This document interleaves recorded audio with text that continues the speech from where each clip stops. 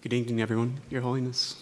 My name is Sam Ryan. I am a member of the Socket Center, Minnesota, and I'm here to introduce this next performance. This will be a musical performance of Tibetan alphabet.